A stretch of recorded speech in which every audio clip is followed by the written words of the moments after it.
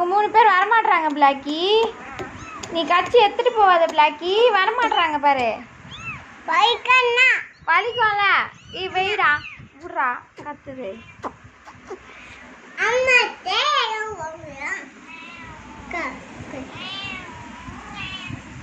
கம்முன்னு விடுறா.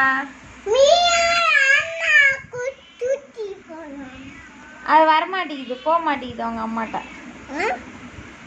அவங்க அம்மாட்ட போகல, பிளாக்கி கிட்ட போவாதான்.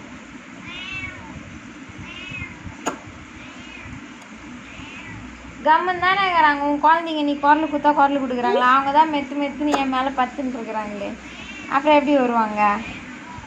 பாரு அவங்க விளாடுறாங்கப்பா, நீயும் கம்முன்னு இரு.